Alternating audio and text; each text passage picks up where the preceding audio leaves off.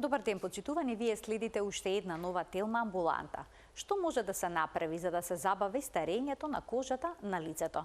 Кои третмани даваат на вистина ефикасен резултат? Ова прашање ќе му го упатиме на професор доктор Игор Пеев, субспецијалист по пластична и реконструктивна хирургија. Следува на вистина интересно издание, затоа останете на телма.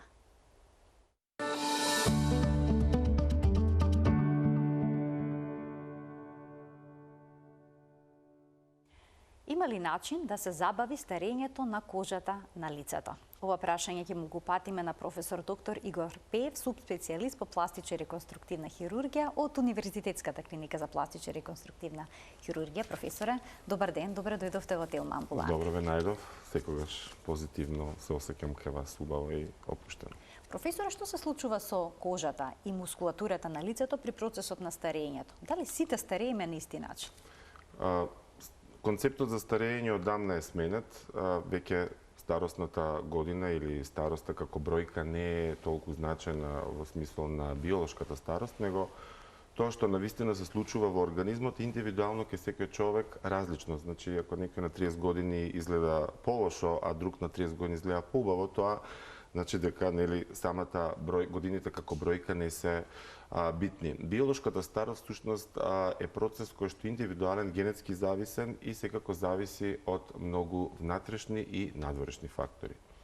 Ендогените фактори или внатрешните фактори се пред се генетиката која како таква не можеме да ја смениме, ја наследуваме од нашите родители, но навиките кои што зависат лично од нас, како например цигари, вежбање, балансирана исхрана, здрава исхрана, свеж воздух, што например ние како жители на овој град не го имаме например во зимските периоди, се тоа влијае на убрзан процес на старење.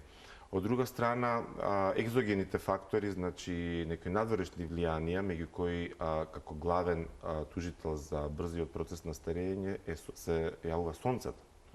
И се повеќе се истакнува важноста за користење на креми против значи заштита од сончеви зраци или санблокери така наречени, со поголем фактор на заштита кој што не треба само да го користиме во летните периоди, туку и во зимските периоди, бидејќи во текот на денот кај нас постои определен UV индекс.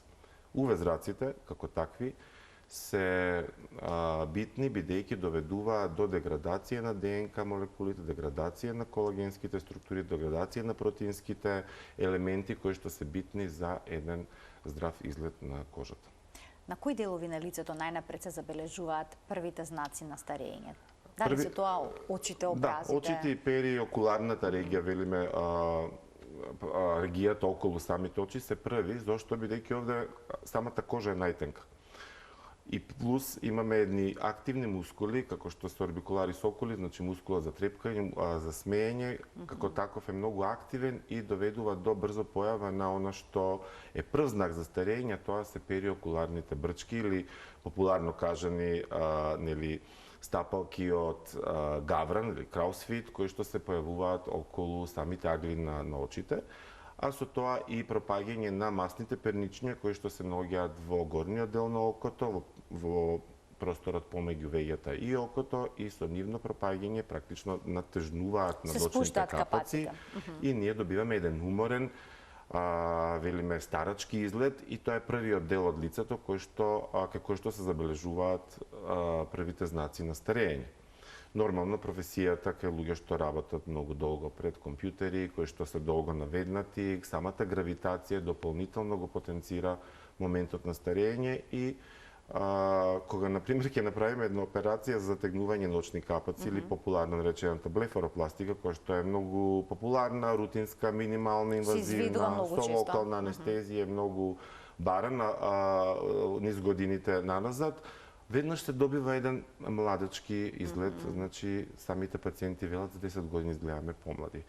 Понатаму како одиме надолу, друг момент кој што ни се појавува, значи кој се појавуваат знаци на старење е вилицата, делот околу устата, зошто повторно заради активноста на тој мускул, секаде онаму каде што имаме активност на мускулатурата, самата кожа е оптоварена со сили на триење и сили на фрикција, кои што доведува до побрзо кинење на тие колагенски или еластински ланци, што всушност се битни за нормалниот изглед на една Образите се спуштаат. Образите се спуштаат и вратот, кој што често го занемаруваме, исто така е еден од првите, зашто бидејќи овде кожата е потенка, за разлика од, пример, регијата на зигоматичната регија, образите и лицето, освен очите. Значи, очните капаци, заедно со гениталната регија, имаат најтенката кожа во организмот.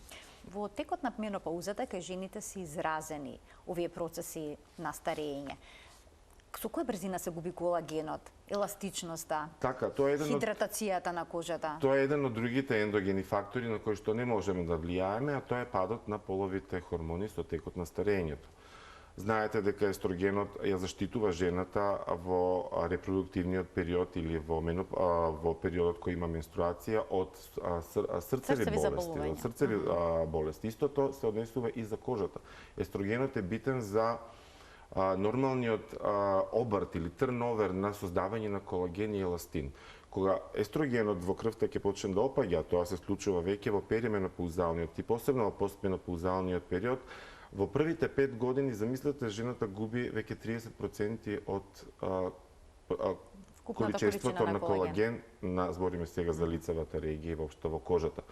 Сега, колку е тој процес побрзо почнат, не сите влегувате нели како жени во исти години во перименопауза, така и различна стара жена ќе изгледа различно млада или нели стара.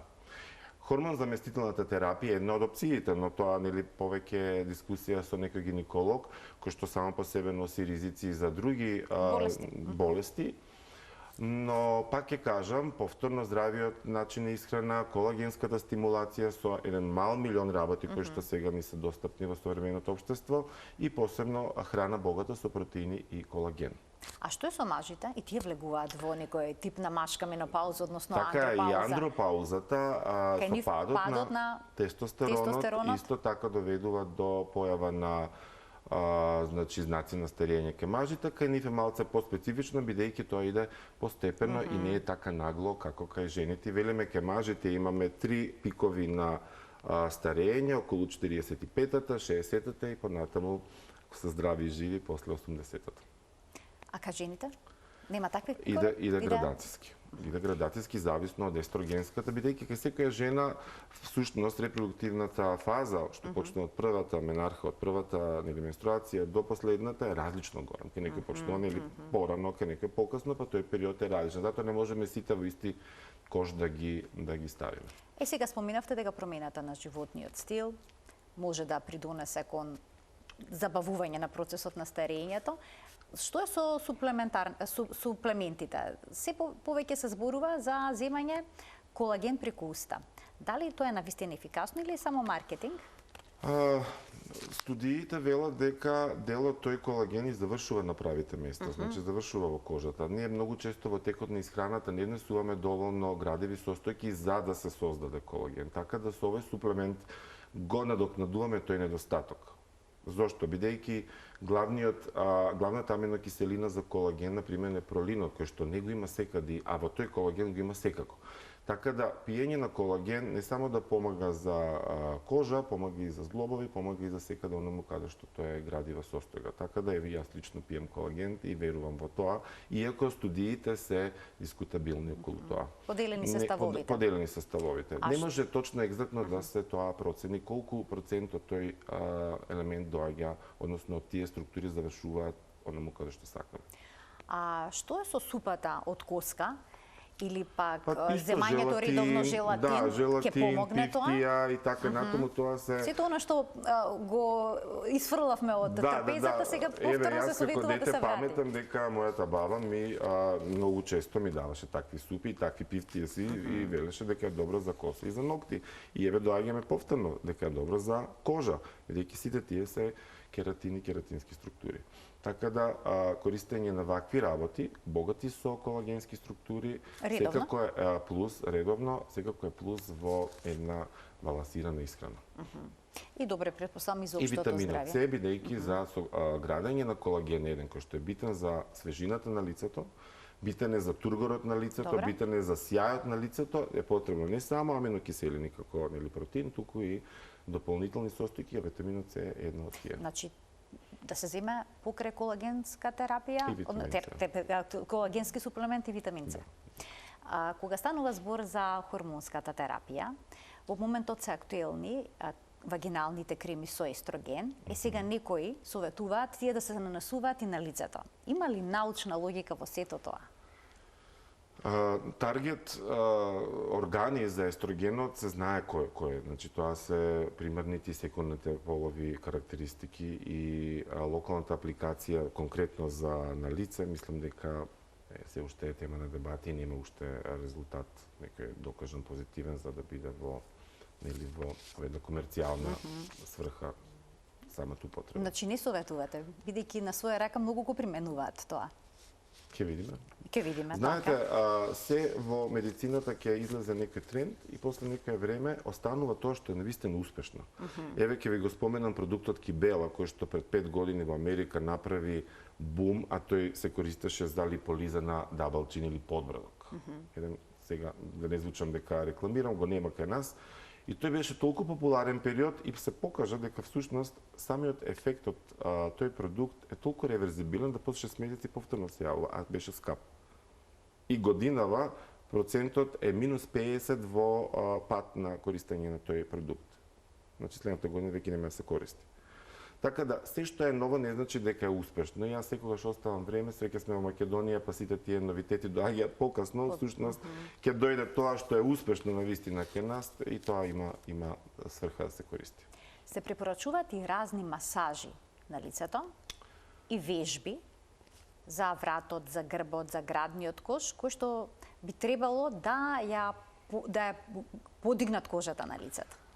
Дали тоа можно? Тоа е во смисол за убрзување на циркулацијата.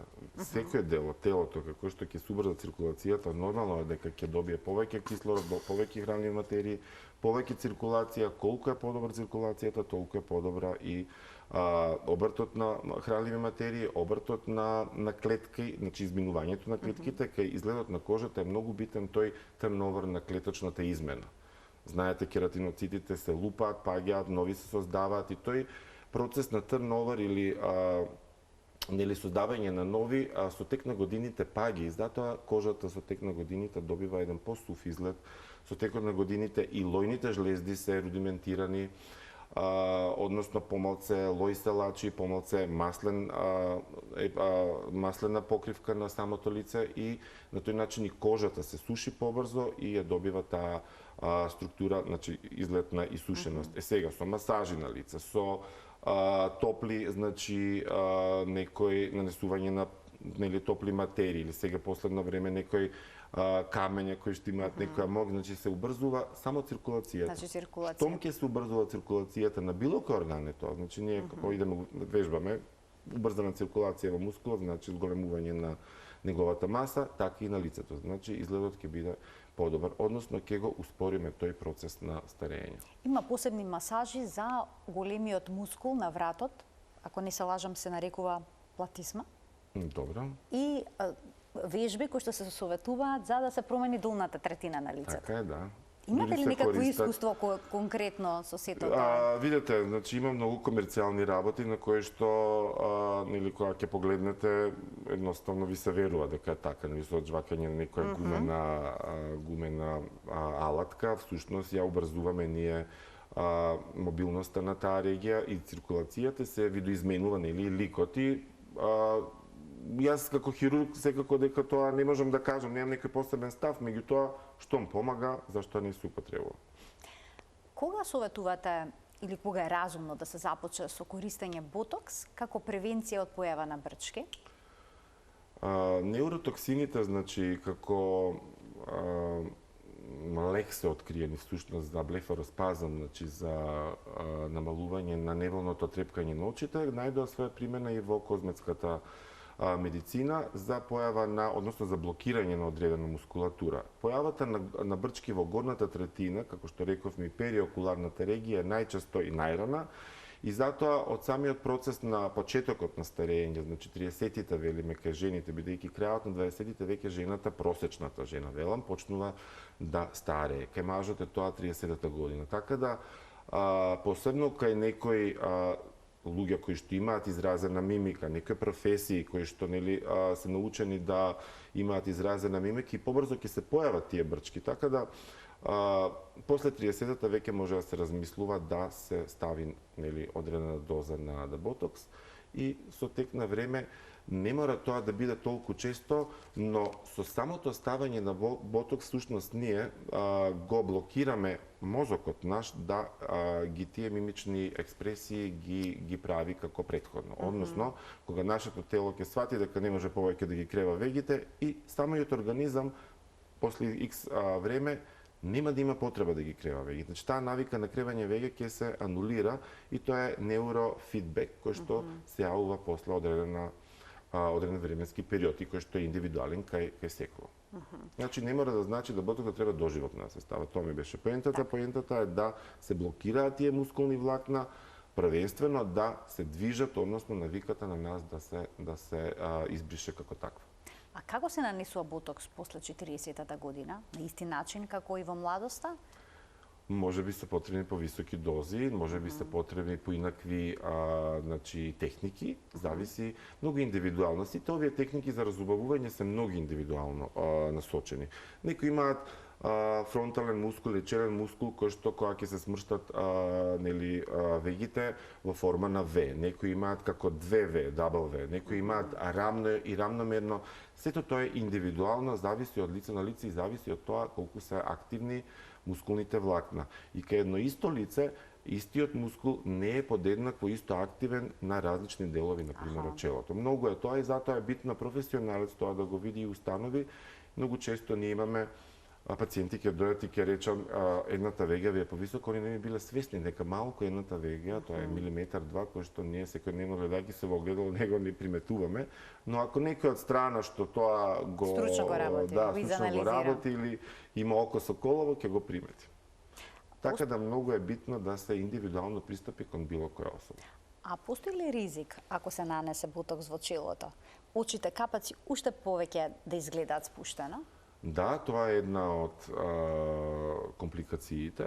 Настанува кога ќе се аплицира поголема количина на ботокс, пониско поставена количина на ботокс, или многу често што пациентките и пациентите го забораваат е да после апликација на ботокс не треба 6 часа да се наведнува лицето, а ние веќе телефоните ни се дел од нашето тело и веднаш нели ќе се наведнеме, а и тоа е наведнување. И се јавува тој проблем. Кој што секако е реверзибилен, кога ќе помине дејството на неуротоксинот, ќе се врати на претходната позиција. Да. А дали со аплицирање на ботокс може да се подигнат образите или пак спуштените агли на устата? Може. Каде се нанесува?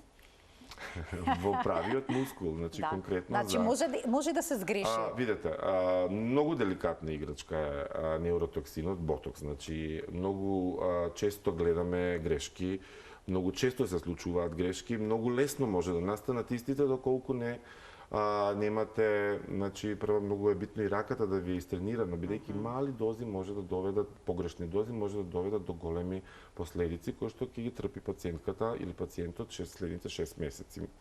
Колку што и трае дејството. Значи конкретно за спуштениот агол на устата, депресорот на аголот на устата, значи мускулот што го спушта аголот на муската, го велиме ние DAO или депресор анголиорис, се аплицира. Сега таа доза е толку мала, малку ако е посилна, лицето може да изгледа као да е парализирано. Бидејќи всушност ботоксот е парализатор на мускулите. Може да влие тоа на говорот? Може. Значи многу внимателно. И ке професионалец. Секаде. Така, а дали ботоксот на вистина може да ги реши проблемот, да го реши проблемот со спуштената на тежната кожа на лицето?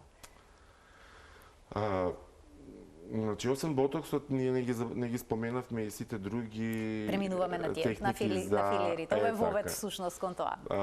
Значи, колагенот се губи, рековме, со старењето. Ботоксот го блокира мускулот, но не го надоместува колагенот. Колагенот како таков мора да се надомести некако, а видовме дека само со исхраната не може тоа. Така. Кај пушачите тоа исто побрзо се случува, значи побрзо е губењето на тој колаген. Тука доаѓаат во игра едни нови препарати, прилично нови, кај нас ги има по последните 5-6 години, и тие се нарекуваат биоревитализатори или колаген стимулатори.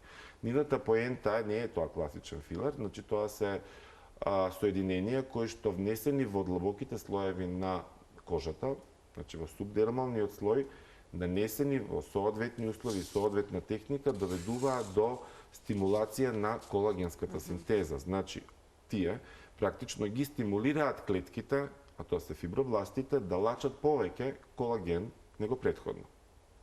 И повторно, тоа е повеќе изразено кај луѓе што не пушат, повеќе изразено кај луѓе што имаат здрав живот, повеќе изразено кај луѓе што имаат еден здрав хигиено-диететски начин и стил на живење, и ефектите се затегнување внатрешно на кожата, значи како се зголема концентрацијата на колагенот, ние практично бришаме дел од годините кај тоа лице и доведува до еден лифтинг внатрешен, значи не хируршки лифтинг, кој што секако има некоја граница, не може тоа да изгледа многу затегнато, значи изгледа природно и изгледа нормално, значи ги бришеме годините неколку години наназад. И тоа е за длабоките слоеви. Понатаму имаме за површните слоеви мезотераписки коктели, повторно кои што имаат многу микроелементи, имаат хијалуронска киселина.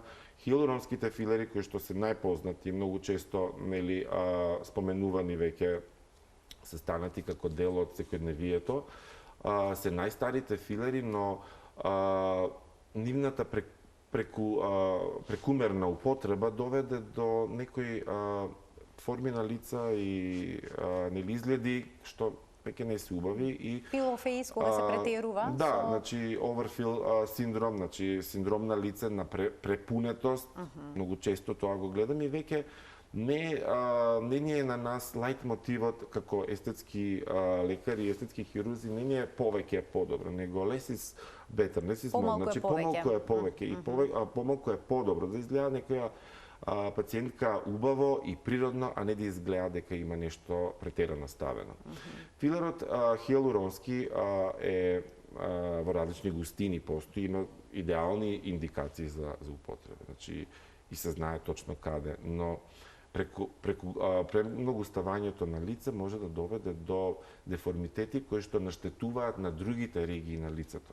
Затоа гледаме пренаполнати јаболчници и затворени очи, односно очи кои што пропаднале од тие преполнати јаболчници. Или често гледаме жени со маскуларизирани вилици, што сметаат дека тоа е секси, напротив не е. Или гледаме, например, за устите, веќе да не зборам, значи гледаме различни форми на усти, а најмалце оно што е уста, значи и така натаму, да не навлегувам у тоа. Поентата е да жената или било кој пациент старее убаво. Нашите продукти или нашите знаења имаат со цел да таа старост изгледа успорена, лицето да изгледа свежо, кожата да свети, да изгледа младалачки, но повторно да има некои карактеристики нели на старост. После одредена возраст, има ли места на лицето каде што не препорачувате да се нанесе филер? Видете, филерот, хијалуронската киселина е уствари филерот. Таа е протеогликан кој што е екстрацелуларен матрикс. Што значи тоа? Она е градива состојка на било кој човечко тело, било кој жив свет, нели анимален жив свет и се наоѓа во просторот меѓу клетките. Така, но што го се стави во подочниците? Поентата на хијалуронската киселина, кај природната, кај мене и тебе што ја имаме, е да собира вода и да дава сочност на телото, односно на ткивото. Со текот на годините таа нормално се исто деградира, исто како колагенот, исто како еластинот. Како се деградира молекулата хијалуронска киселина, така и водата што таа ја привлекува се губи од телото. И затоа лицето добива исушен изглед, бидејќи нема доволно хијалурон, сув изглед, не свети убаво, нема растегливост убава, нема еластичност, нема пластичност, нема редијанс, што велиме, не зрачи, не свети, не е млада. И затоа се измислени сите овие состојки да всушност го вратиме делот што се губи со текот на старењето. Така да филерот може да биде ставен онаму каде што гледаме дека постои дупка во ткивото, онаму каде што гледаме да има фини брчки, па може специјален тип на филер, и има една плејада на различни видови на филери со или без вкрстување, со или без додадени елементи, и тие индикации се многу јасни. Кој каде, например, густ филер за еболкници не можеме да ставиме во уста или не можеме да ставиме во подочница, но многу често гледаме дека некој со тие се збунил, нели? Ги ставил на погрешно место. И тоа има до некоја граница повторно ефект. До некоја граница со филерот можеме да го вратиме младолошкиот изглед. И таа граница сметам дека е 50-та година. Кај 50-та година веќе можеме да преидеме кон некои хируршки процедури, првенствено, рековме, очни капаци, бидејќи даваат најбрз и најефективен повраток на годините, и веднаш го враќа младолошкиот изглед на пациентката. А понатаму идат и поагресивни процедури. Пред да преминеме на хирургијата, уште едно прашање во однос на ботоксот и филерите за нивната безбедност. Можеме да прочитаме дека ботоксот сепак завршува во мозокот и дека предизвикува некакви промени. Што велат студиите, што вели науката, што е точно, што не е точно? Исто и за филерите, има снимки од магнетна резонанца каде што се гледа дека остануваат трајно всушност, а не се разградуваат. Така е. Да не заборавиме дека сите тие продукти се произведени од некоја фирма. И сега има студии што се спонзорирани од тие фирми, студии што се независни, односно кои што веројатно кај нив треба да ја бараме и вистината, што се независни истражувачи. Многу често веќе гледаме дека филери ставени пред 10 години се уште стојат во лицето. А маркетиншката работа е дека траат една година. Дека се разградува целосно. Ако се дознае дека траа долго, нема да се користат прво. Ако, нели, понатаму многу од нас не би сакале да ставиме нешто што знаеме дека ќе остане долго и може да доведе до, например, големи последици, запушување на лимфните садови и отсуство на дренажа, например, на лимфата, или грануломи, или, не да Боже, слепило, да не зборуваме за тие акутни компликации. А едни нови студии за неуротоксините, поточно за ботулинот тип А, покажа дека они како всушност они се неурофилни токсини. Они се произведени од ботулинум. Тоа е неутрофилен и оди низ аксоните и завршува во невронот, односно во клетката во телото од нервната клетка, но таму се деградира евентуално. И се новите студии покажаа дека дел од тие молекули доаѓа до амигдалата, тоа е еден дел од мозокот што е битен за чувства. И луѓе кои што се долгогодишни корисници на неуротоксини, правени се психички студии дека имаат помала лицева експресија на чувства. И тоа е една нова студија која што всушност таргетира една компанија, така да тоа тек ќе биде вовед во една подетална научна дискусија понатаму. Дури НХС или националниот систем за здравство во Велика Британија планира неуротоксините радикално да ги ограничи во козметски цели. Ќе видиме понатаму. Ќе видиме како ќе се развиваат работите, да ги вклучиме гледачите со нивни прашања. Почитувани од овој момент емисијата е контактна. Се повеќе слушаме за лифтинзите, минимално инвазивни. Какви се тие? Минимално инвазивни, кога ќе се кажа, се мисли на нешто што ќе биде направено брзо, многу безболно, со многу краток период на рехабилитација или велиме краток даунтайм или време на опоравување и брзо враќање на работа, без некои ризици, без некои компликации, без ризик од крварење, инфекции, без некои видливи лузни и така натаму и така натаму. И во тој контекст нели беше порано популарен ланч фейслифт, значи со засег во косата, кој што сега е повторно модерен ради закосување на очите и подигање на средна третина на лицето или темпорален лифтинг, кој што го велиме, кој што всушност и ние го правиме кај нас во амбулантски услови, ќе дојдат ќе се изоперират, но не е така се тоа минимално инвазивно, зошто бидејќи повторно бара од пациентката или од пациентот мирување, соодветен постоперативно однесување, значи не може веднаш да се оди на работа или да се чисти по дома или нели да се прават други социјални активности. Зошто? Бидејќи пациентката обично ја заматуваме со компресивни гази кои што имаат со цел да спречат евентуално крварење после операцијата, ќе го наместат ткивото во новата позиција и ќе доведат до помалце отоци, значи не ги плаши, односно сите не плашат појава на отоци и крварење постоперативно, но за 7 дена се опоравуваат и тоа е во склоп на да речеме некои очекувани кратки рокови на рехабилитација после естетска интервенција. Исто и за очите, например, за една недела пациентка оперира денес, за една недела следниот четврток ги вадиме кончињата и она всушност може од следниот ден да биде и социјално активна.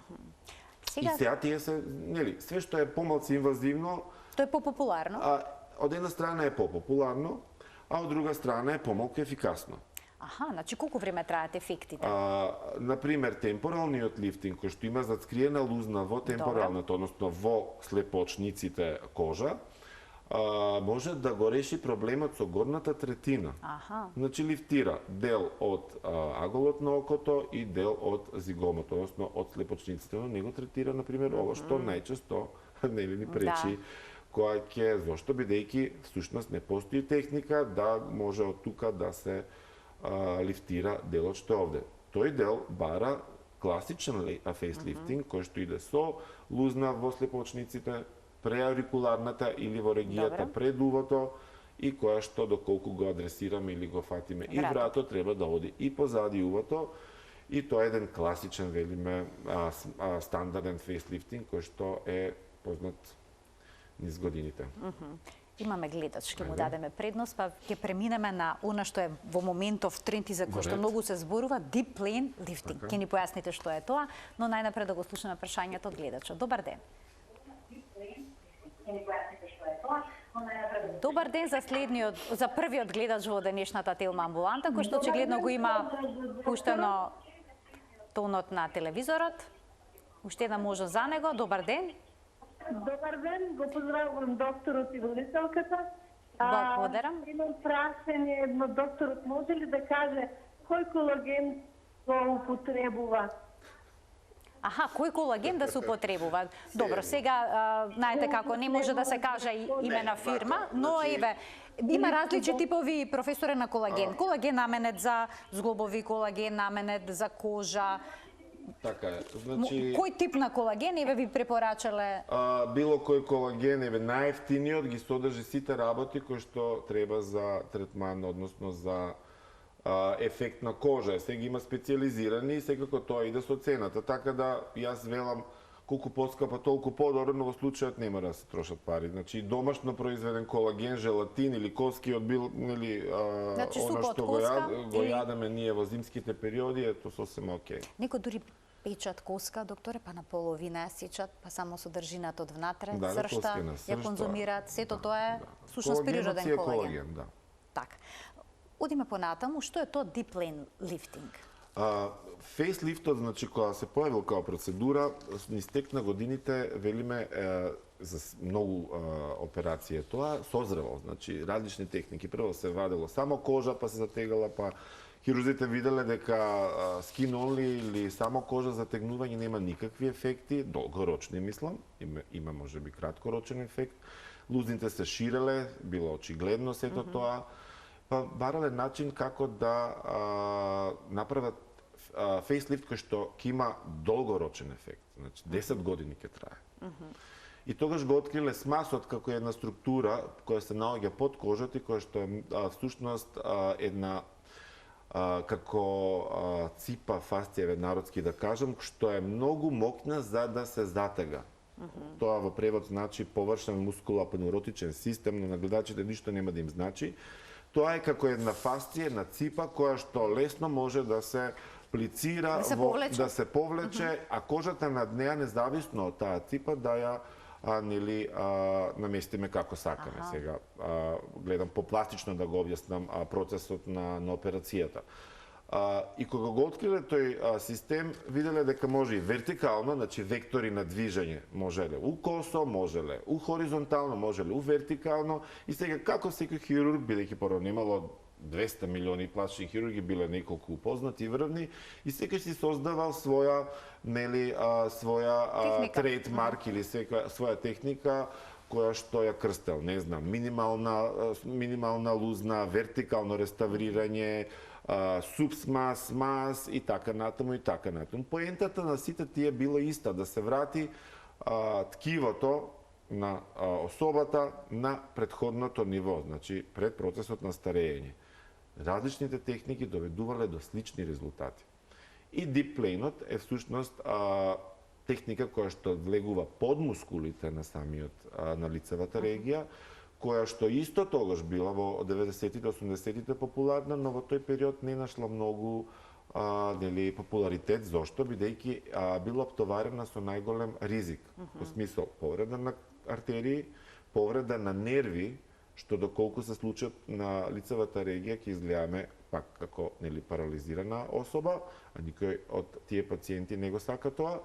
И на крајот е тешко изводлива, во тој период немало доволно техника за тоа. И сега пак ќе се појават некои трендсетерки како Кардашијан, сега да ги спомнувам често, ќе направат нешто така, како што беше со BBL-от или бразилскиот задник и стана бум, сега е Deep Plane, ќе стане бум до следна епизода на нешто друго што ќе биде тренди, така да како и смасот, како и субсмасот и Deep Plane-от, како фейслифт е исто ефикасен, како и претходните, но е моментално тренди.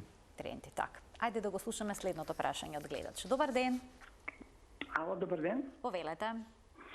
Поздрав до вас во студиото и до хирургот Игор Пеев, докторот, тука е Андреја Кимовска. И сега ме прашам докторот, ме прашање за косење на очите, каде е побав ефектот подобар со филери, со хилеронски филери или ботокс или со хируршки захват, каде тоа повеќе ќе трае и дали постојат импланти за подигнување на еболките на место се ставаат филери. Ви благодарам за вклучувањето во програма. Повелете. Многу беа популарни маларни импланти, се велат, значи импланти за еболкниците порано, зошто бидејќи техниките за трансфер на масти, липофилинг не беа познати во тој период и се правеа засаци или трансконјуктивално или трансорално, и ние на клиникава наша сме го правеле тоа. Но ризикот со било кој имплант, а посебно на лицето, е што доведува до ерозија на коската испод. Значи, и за имплант на брада, и за имплант на еболкници.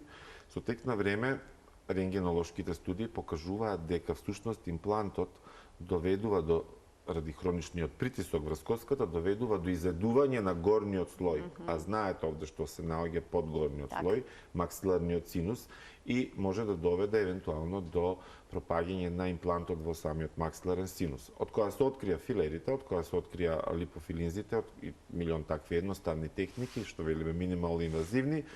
Всушност, овие импланти на лице се повеќе или помалку исфрлени до потреба. Значи, многу ретко гледаме и по конгреси да некој веќе ги користи како такви. А во однос со закосувањето, дали хирургијата е најдобро решение или пак може со ботокс тоа да се направи? Значи, мачкасти очи, што се многу популарни, е една од почесто тражените, бидејќи е тренди. Пластичната естетска хирургија, за жал и за среќа, е исто како и мода. Нешто што е тренди во моментот, ќе го бараат сите, па потоа ќе биде заборавено. Сега, кетајс или мачкасти очи, што ја многу млади деца, мислам, девојчиња ќе дојдат ќе ги бараат со преубави очи, верувате, ја ги разубедувам. Зошто? Бидејќи за 10 години можда нема да биде тренди. А потоа видливите лузни на очите ќе им остаат на нив доживотно видливи. Така да, генерално, као човек сум, нели, less is more, тој пристап, и не сум љубител на агресивни промени. Денес има примери на бројни јавни личности кои што изгледаат феноменално. Но имаме и такви што изгледаат нефеноменално. Ајде сега да погледнеме фотографијата од Крис Дженер. Пред и потоа. Значи, незината трансформација направи бум, не само во светот, него и меѓу нас хирурзите. Пред се заради тоа што всушност не гледам сликата. Така, ќе поберем од режија да ја погледнеме сликата. Значи, од Крис Дженер, како изгледаше, би требало да има две слики, од Крис Дженер и од Донателла Версаче. Таа направи фейслифтинг, иако самиот хирург не сакаше да зборува на темата, бидејќи всушност работи само со пациенти кои што се пратени кај него по препорака и биле договорени, нели, да не се рекламира хирургот, ама таа го скрши тој договор, бидејќи сите беа импресионирани од нејзината трансформација. Наводно се работи за deep plane facelifting, кој што ја потврдува тренди моментот состојба за фейслифтинзите и кај неа освен тоа сигурно има и нешто на површината на лицето. Видете, вие со самиот фейслифтинг не ја менувате текстурата на кожата. Тоа многу често пробувам да им го кажам на повозрастните пациентки. Они сметаат, нели, како и сите, нели, во нешто која сме лаик, дека со самото затегнување на лицето ние всушност и текстурата на кожата, нели, со обтегнатоста ја подобруваме. Квалитетот на кожата е исти. Со фейслифтинг процедура, што правиме? Го поместуваме волуменот што паднал со тек на годините под дејство на гравитација и движење и старење на претходно постоечкото ниво. Во процесот на старење, сите овие масни перничења што биле високо и што лицето изгледало као триаголник паѓаат и тоа изгледа сега обратно. Значи, овде станува широк, напротив, као млади, форма на превртен триаголник сега обратно, така. И тие масни перничења не само што се намалуваат во волумен, па тука можеме да ги зголемиме со масти или со филери, туку и паѓаат. Лигаментите кои што ги држат се обтегнуваат, односно се растегнуваат бидејќи губат колаген. И коската сама по себе која што ги држи тие, ги велиме ние масни компартменти или масни волуменски перничења, и самата коска паѓа, значи целиот процес е на ресорбција на коска и ресорбција на масти и они паѓаат надолу. Нашата поента со фейслифтингот е да го вратиме тој волумен во горниот дел. Односно оному каде што биле. А процесот на старење на кожата не можеме да го вратиме со фейслифтинг. Так. Затоа во текот на фейслифтинг, за да ја подобриме текстурата на кожата, за да таа зрачи, за да таа свети, за да таа изгуби пигментација, хиперпигментација, ве гледате и кај нејзе. Еве ги сега фотографиите, можеме да видиме. Значи со фейслифтингот, на пример, не можете брчките околу устата да ги анулирате. Не може да ги избришете. Со фейслифтингот, колку и да влечете овде, овој дел ви е фиксен, тој не иде со фейслифтинг никаде. И гледате дека овде има и многу мејкап, многу шминка, значи гледате дека таа нема ни овде. Затоа фейслифтингот често се комбинира со кои процедури? Процедури за мазнање на кожата, значи за унифицирање на кожата. Дали е тоа ласер, дали е тоа хемиски пилинг, дали е тоа нанофет графтинг, дали е тоа мезотерапија. Значи има еден малтов, сега во последно време гледате и од лосо сперма се мачка, нели екзозоми се хит. Се стават инфузии. Се стават инфузии со NID, така натаму и така, се е тоа во процесот на анти-ејджинг холистик пристап, значи анти-ејджинг целосен пристап.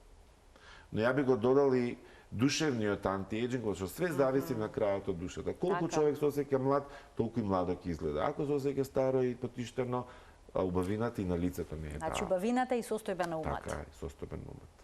Докторе, ви благодарам многу за вашето денешно гостување. Фала ви многу брзо заврши. Да, летно време, тоа не имавме уште некои работи да ги продискутираме, но ве очекуваме повторно во емисијата, кога ќе проговориме и за другите аспекти што беа предвидени за денес. Во ред. Фала на поканата, се гледаме пак. Почитувани, ова беше се во денешната телна амбуланта. Ви благодарам за вниманието со кое што не следевте. Пријатно.